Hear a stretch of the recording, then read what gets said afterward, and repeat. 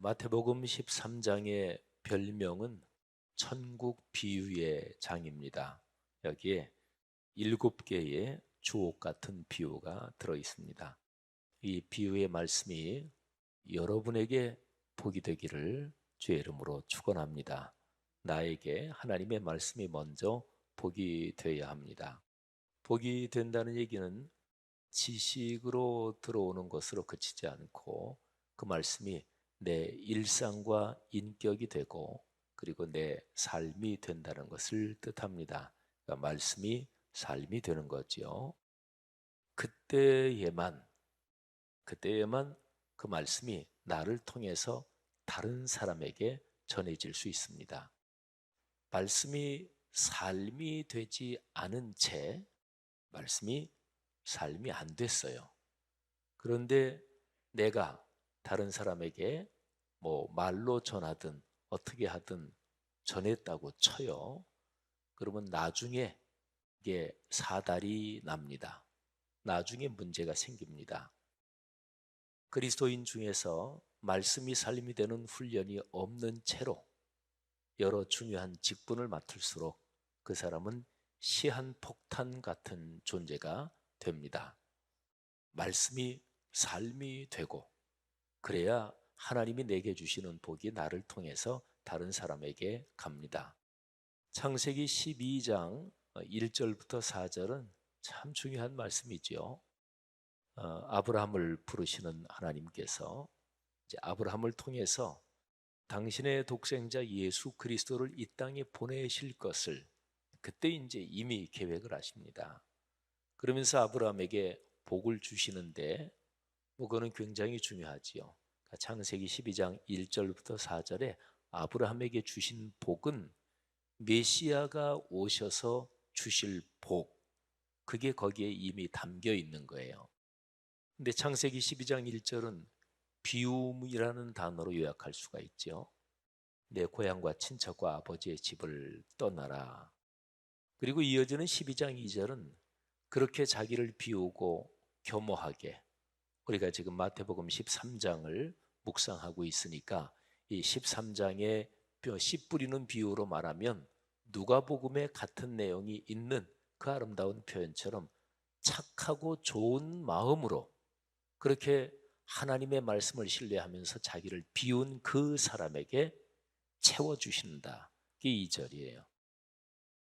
내가 복이 될 것이다. 2절은 채움이죠.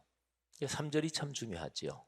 3절은 너를 통해서 세계 모든 민족이 복을 받을 것이다. 3절은 나눔입니다. 비움, 채움, 나눔. 이 참 멋진 구조가 하나님이 아브라함에게 주신 그 복, 거기에 들어가 있지요.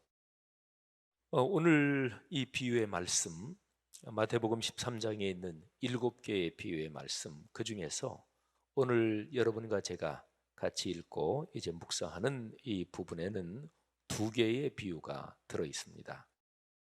그런데 오늘 본문 말씀 중에서 마태복음 13장 35절은 구약 성경에 있는 시편 78편 2절을 인용한 것입니다.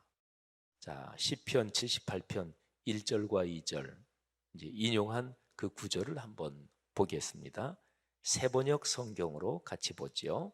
근데 특별히 마태복음 13장 35절하고 인용된 시편 78편 2절이 표현의 차이가 있습니다. 차이를 주목하십시오. 자, 먼저 시편 78편입니다. 1절 내 백성아 내 교훈을 들으며 내 말에 귀를 기울이라. 교훈과 내 말, 그거는 이제 하나님의 말씀이죠. 말씀에 귀를 기울이라. 수도 없이 들은 그런 권면이죠. 내 말을 들으라. 귀 있는 자는 들으라. 근데 2절 내가 입을 열어서 비유로 말하며 숨겨진 옛 비밀을 밝혀주겠다. 자, 이게 시편 78편 1, 2절인데 마태복음, 이 마태라는 제자가 복음서를 쓰면서 바로 그 구절을 인용합니다. 내가 입을 열어 비유로 말하고 창세부터 감추인 것들을 드러내리라. 아멘. 자, 차이점을 아시겠습니까?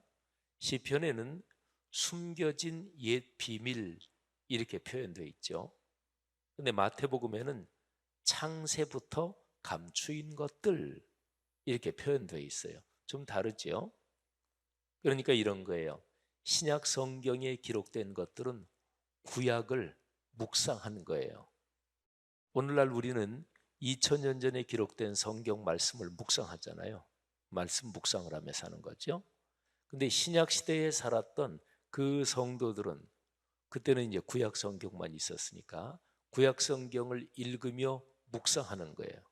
그래서 성경의 신약 성경의 저자들도 말씀을 묵상하면서 성령께서 주시는 지혜로 성령의 인도하심을 따라 책을 기록한 것입니다. 마태복음의 저자도 마찬가지예요. 그러니까 생각해 보세요.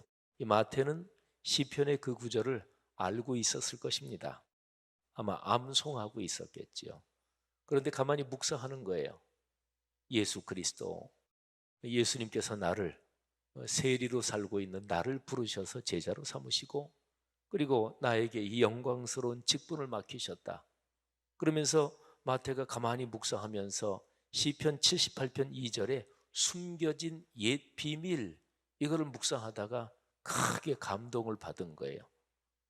옛 비밀이라는 게 창세부터 하나님께서 창세부터 이 세상에 주신 그 귀한 축복, 그런데 그게 감추어져 있었는데 그게 바로 나를 부르신 예수님, 십자가에 달리시고 부활 승천하신 그 예수 그리스도 나의 주님께서 바로 창세부터 감추인 그것들을 가르치시고 드러내셨구나.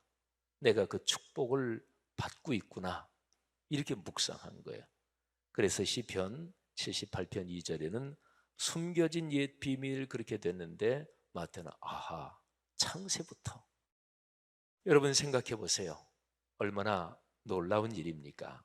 여러분 하나님이 창조하실 때 그때 얼마나 대단하고 얼마나 아름다웠을까요? 근데 그때부터 하나님이 비밀을 감춰 놓으신 게 있대요.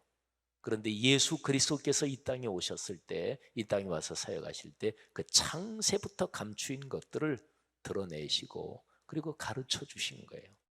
자, 시편 78편 1절 2절 제가 말씀드렸는데 시편 78편은 1절부터 8절까지가 한 문단이에요.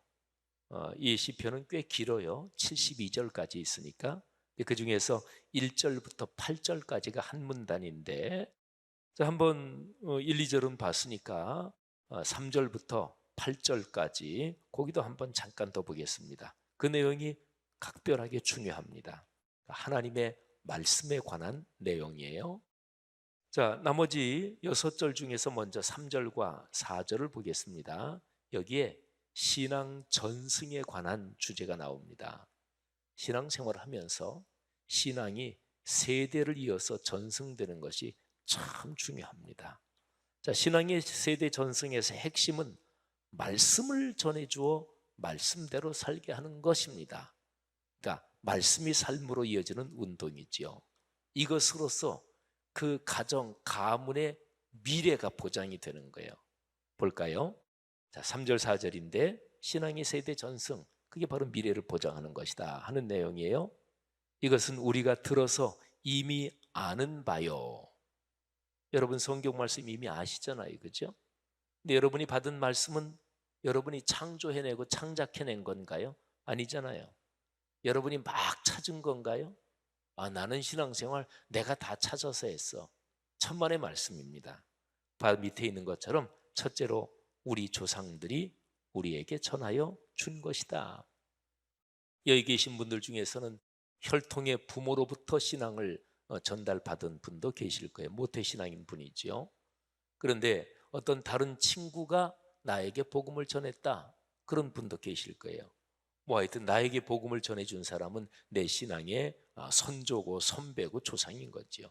그리고 두 번째로 우리가 이것을 숨기지 않고 우리 자손에게 전하여 줄 것이니 곧 주님의 영광스러운 행적과 능력과 그가 이루신 놀라운 일들을, 그런데 주님의 영광스러운 행정 능력, 주님께서 이루신 놀라운 일들, 이게 바로 말씀이에요. 그거를 기록한 것이 바로 말씀이지요. 그 말씀을 미래의 세대에게 전하여 줄 것이다. 그렇죠. 미래는 뭘로 보장되나요?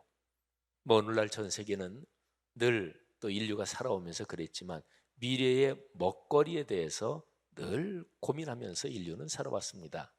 특별히 한 나라를 다스리고 통치한다는 것은 그 나라 사람들을 잘 먹고 평안히 살게 하는 거, 이게 쉬운 얘기로 나라를 잘 다스리는 거예요. 그러니까 먹는 게 굉장히 중요하지요. 뭐 동서고금을 막론하고 동양이든 서양이든 선거라는 게 있을 때면 언제나 그때 경제 상황이 어떠냐, 이게 이제 결정적인 역할을 하는 이유가 뭐 당연하기도 하고 또 바로 이유가 그것입니다. 그러니까 미래를 이 정권이 또는 다른 집단이 우리의 미래를 보장해 줄 것이다. 우리가 잘 먹고 살도록 해줄 것이다. 그런 대표를 주는 거 아니겠어요? 자, 그리고 5절 6절을 이제 보십시오. 신앙을 세대를 이어 전승하는 것이 참 중요한데 그 핵심이 말씀과 삶이 어우러지는 것이라고 했지요. 근데 그것이 주님께서 친히 명령하신 것입니다. 자, 보세요. 주님께서 야곱에게 언약의 규례를 세우시고 이스라엘에게 법을 세우실 때, 그러니까 주님께서 이스라엘 백성한테 처음으로 말씀을 주실 그때, 자, 그때 주님께서 뭐를 명령하셨냐면 제가 정리를 해놨어요. 1, 2, 3번. 자손에게 잘 가르치라고. 우리 성경에서 가르친다 이런 얘기 들으면 내가 가르친다 그 사명인데 내가 배운다는 게 먼저라는 거 이젠 다 아시죠, 그죠? 가르친다는 얘기를 들을 때는 가르침 그 뒤에 삶으로 실천한다, 이것이 가르침에 포함되어 있다는 것도 이젠 다 아시죠? 그렇습니다. 자손에게 잘 가르치라고 우리 조상에게 명령하신 것이다. 미래에 태어날 자손에게도 대대로 일러주어 그들도 그들의 자손에게 대대손손 전하게 하셨다. 아멘. 여러분, 이 복이 여러분 가정 가문의 내용이 되기를 주의 이름으로 축원합니다. 성경에서 말하는 복은 언제나 세대 전승을 포함합니다. 내가 너에게 큰 복을 주겠다. 근데 내 당대에 그칠 것이다. 하나님은 그런 복을 얘기하신 적이 없어요. 근데 그게 바로 사탄이, 마귀가 유혹하는 복이 바로 그런 거예요. 굉장히 잘 되게 해줄게. 그러면 당장 내게 이익이 되고 내게 굉장히 중요한 그런 사안이 걸린 문제에서 이거 성공하게 해주겠다니까. 그러니까 사탄하고 계약하는 거예요. 근데 끄트머리 가서 언제나 확 안 좋은 쪽으로 뒤집히는 거지요. 이게 사탄이 유혹하는 거예요. 하나님은 대대손손 가문의 대를 이어 복을 흐르게 하십니다. 여러분이 이 복을 누리시기를 축복합니다. 자, 그 다음에 7절 8절 여기에서는 이제 아주 명백하게 말씀과 삶이 이어져야 한다는 표현이 기록이 되어 있습니다. 자, 보세요. 7절은 이렇게 살라고 말씀하십니다. 그들이 희망을 하나님께 두어서 하나님이 하신 일들을 잊지 않고 그 계명을 지키게 하셨다. 어떻게 살라고 하셨다고요? 말씀대로 살라고. 말씀이 삶으로 이어져야 한다. 이게 7절입니다. 그 다음에 8절은 이렇게 살면 안 된다. 아주 중요하죠. 또 조상처럼, 그러니까 거역한 이스라엘의 조상처럼 반역하며 고집만 부리는 세대가 되지 말며, 반역, 고집, 이 단어를 기억하십시오. 하나님의 영적인 권위에 반역하는 것, 그리고 자기의 자존심, 알량한 자존심과 선입관을 가지고 자기가 지금까지 알고 있는 것을 완성된 것이라고 생각하고 가지고 있는 것, 그게 고집이에요. 열려있지 않은 거지요. 더 이상 배우지 않아요. 그 다음에 마음이 견고하지 못한 세대, 견고하지 못하다, 정직하지 못하다 이렇게도 번역할 수 있습니다. 그리고 하나님을 믿지 아니하는 세대, 여기 세대라는 단어를 중심으로 세 가지 표현이 나오죠. 그런 세대가 되면 안 된다. 너희가 지금 살고 있는 너희 세대도 마찬가지고 내 아들 때 세대도 마찬가지고 손자 세대도 마찬가지고 이런 세대가 되면 안 된다. 반역하며 고집만 부리는 세대, 마음이 견고하지 못한 정직하지 못한 세대, 하나님을 믿지 아니하는 세대가 되지 말라고 하셨다. 자, 사랑하시는 여러분, 시편 78편 1절부터 8절을 이제 우리가 살펴봤습니다. 자, 그러면 예수 그리스도께서 창조의 비밀을 밝혀주셨다고 하는데 그 창조의 비밀을 이제 드디어 보십시다. 자, 오늘 본문 말씀 그 앞부분에 나옵니다. 31절부터 33절. 자, 여기 두 가지 비유가 나온다 그랬죠. 이 두 비유에 창조의 비밀이 숨겨져 있는 거예요. 창조의 비밀. 잘 듣고 그 창조의 복을 누리십시다. 자, 두 비유에서 얼른 눈에 띄는 표면적인 공통점이 있습니다. 그거를 하나, 우선은 적어도 하나 찾을 수가 있고요. 그 다음에 이 비유에 담긴 속뜻을 보면 공통점을 적어도 3개는 찾을 수 있습니다. 자, 우선 표면적인 공통점 하나를 찾아보도록 하겠습니다. 또 비유를 들어 이르시되, 그리고 내려가면 또 비유로 말씀하시되니까 비유가 두 가지예요. 천국은 마치 사람이 자기 밭에 갖다 심은 겨자씨 하나를 갖다, 겨자씨 이렇게 조그맣죠. 조그맣습니다. 그게 이제 점점 자라서 풀보다 커서 나무가 되고 공중의 새들이 와서 그 가지에 깃들인다. 근데 겨자씨 나무가 뭐 5m, 10m 이렇게 크는 건 아니에요. 2m, 3m, 한 4m 정도까지도 자란다고 그래요.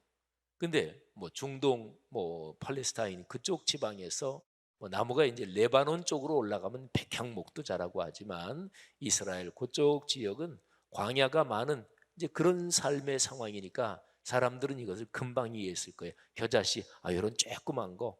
근데 뭐 2m에서 4m 비교하면 얼마나 크게 차이가 나는 거예요. 자, 그 다음에 또 비유로 말씀하시되 천국은 마치 어떤 여인이 서말, 세말 되는 그 밀가루 속에 누룩을 갖다 넣은 것과 같다. 자, 표면적인 공통점 얼른 찾을 수 있죠. 천국은 마치, 천국은 마치. 자, 공통점은 천국에 관한 가르침이다. 그러니까 하나님 나라에 관한 가르침이다. 그런 거죠. 자, 그러면 말씀드린 대로 이 두 가지 비유에 담긴 공통점 중에서 그 속뜻에 담긴 3개의 공통점을 말씀드리겠습니다. 근데 제가 제일 중요한 단어를 그냥 괄호로 제가 표시한 거를 한번 보여드리겠습니다. 자, 첫 번째는 무엇에 대한 가르침이다. 자, 1번 괄호에는 2글자가 들어가고 2번 괄호에 2글자가 들어가고 3번 괄호에는 3글자가 들어갑니다. 뭐 그냥 제가 설교를 준비하면서 제가 구성한 거니까 여러분이 조금 다른 단어로 생각해도 뭐 얼마든지 맞을 수가 있어요. 자, 괄호 안에 들어간 거는 조금 나중에 말씀드리고, 자, 보세요. 하나님 나라는 우리가 이 세상을 떠나서 들어가는 나라. 제가 이미 설명을 드렸죠. 영원한 하나님의 나라지만 지금 여기에서 이미 작동하고 있는 그런 나라이기도 합니다. 그러니까 존재하는 모든 것, 영원한 나라든 지금 이 세상이든 모든 것의 주인은 삼위일체 하나님이십니다. 그래서 사람에게서 가장 중요한 게 하나님과의 관계인데 사람은 하나님과의 관계에서 예배자로 살아갑니다. 그런 사람에게 희망이 있습니다. 오늘 여기 두 가지 비유가 그런 거예요. 그래서 1번 괄호에 들어갈 단어가 희망이에요. 이 두 비유는 희망에 관한 그런 가르침입니다. 자, 그 다음에 두 번째 공통점. 오늘 두 비유의 공통점이 가만히 보니까 처음엔 작지만 점점 커지죠. 갈수록 좋아집니다. 그리고 가장 행복하고 멋진 때는 아직 오지 않았습니다.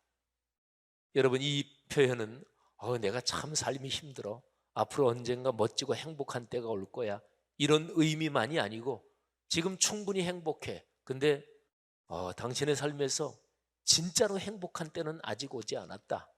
그러면 더 좋아진다는 얘기 아니겠어요? 여러분, 시간의 흐름에서 모든 것이 발생하는데 그 시간의 주인은 하나님이십니다. 그러니까 사람이 살면서 내가 앞으로 걸어가는 미래, 이게 보장이 되고 미래가 열려 있고 미래가 좋아질 것이다. 그래야 사람은 살아요. 두 번째 괄호에 들어갈 단어는 바로 미래입니다. 오늘 여기 두 가지 비유가 이거를 가만히 묵상하면 그래, 앞으로 좋아진다는 얘기네, 미래가 희망이 있다는 얘기네, 그런 거잖아요. 자, 세 번째 공통점입니다. 여러분, 이 두 개의 비유는 나 혼자만이 아니라 다른 사람과 더불어 희망하고 그리고 더불어 손잡고 연대하며 함께 미래를 열어간다는 데 대한 가르침이에요. 자, 겨자씨 하나 심겨서 나중에 큰 나무가 됐는데 거기에 새들이 와서 그 가지에 깃들인다 그랬잖아요. 그러니까 조그만 겨자씨가 큰 나무가 됐는데 그거를 나만 누리고 우리 식구만 누리고 그건 우리 집 거야. 그건 나랑 친한 사람들 우리 거야. 그러니까 성경에서 제일 악하다고 보는 게 당 짓는 거예요.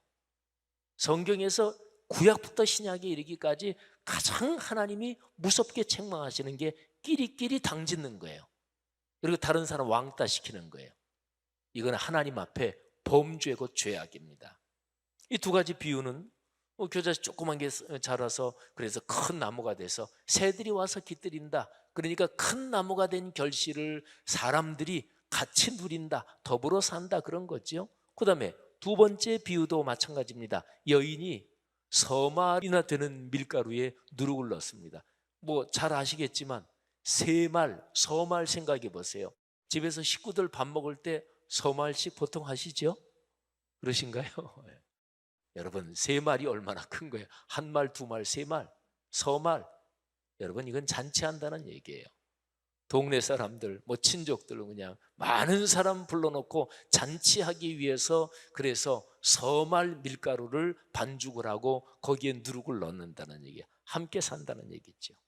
세 번째 괄호에 들어갈 단어는 더불어라는 단어고 이 두 가지 비유는 더불어 사는 데 대한 그런 가르침입니다. 사랑하신 여러분, 오늘 이 말씀을 여러분과 제가 각각 자신의 삶에 이으면서 한번 성찰해 봅시다.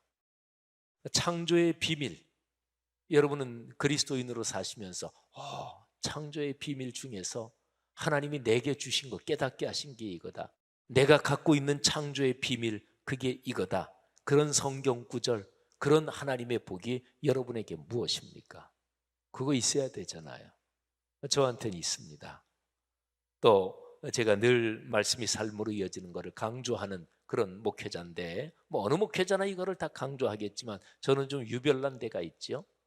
제가 우리 교회 와서 19년, 20년째로 넘어가면서 사역을 하고 있는데 묵상지 발간하다가 드디어 동네 세매줄 성경까지 발간하고 제가 가끔 이게 기가 뻗칠 때는 말씀에 대해서 무지무지하게 강조하죠. 하나님께서 제게 주신 창세부터 숨겼던 비밀 중에서 제일 중요한 것입니다. 얘야, 말씀이 삶이 돼야 된다. 그래야 산다. 66권 성경은 뭐 제가 지금 다 알겠어요? 그러지 못하지요. 근데 목사로 살아가며 또는 목사 이전에 그리스도인의 한 사람으로 하나님의 자녀로 살아가며 말씀을 묵상하고 쭉 그러면서 볼수록 성경에서는 말씀이 삶이 된다. 이게 핵심이에요. 그러니까 그 성경 말씀의 가르침으로 보니까 이게 명확하게 보이는 거예요. 어떤 사람이 신앙생활을 오래 했다. 어떤 사람이 대단한 일을 했다. 그래도 이 기준에 딱 비춰보면은 이게 곡식과 가라지, 쭉정이가 아주 쉽게 보이는 거예요. 저건 쭉정이야. 비었어. 자기 자신은 아주 대단하고 생각할지 모르지만 보니까 쭉정이야. 사랑하신 여러분, 창세의 비밀을 붙잡으시기를 주님의 이름으로 축원합니다. 그걸 붙잡는 게 공예배에서 선포되는 말씀을 착하고 좋은 마음으로 듣고 깨달아서 그래서 인내로서 지켜 삶으로 누리는 거예요. 공예배의 말씀이 중요한 거예요. 그리고 여러분 개인이 말씀을 묵상하고 동네 세매줄 성경 가지고 묵상해서 작은 소그룹에서 말씀을 서로 나누고 기도하며 그러면서 말씀이 삶이 되는 거예요. 사랑하신 여러분, 오늘 설교에서 여러분에게 각별히 은혜가 된 그것이 바로 하나님이 여러분에게 열어주시는 창세부터 숨겨졌던 비밀입니다. 성령께서 여러분 각 사람에게 오늘 주신 그 은혜가 여러분 삶으로 맑은 시내처럼 그리고 넉넉한 강처럼 흐르기를 주님의 이름으로 축복합니다.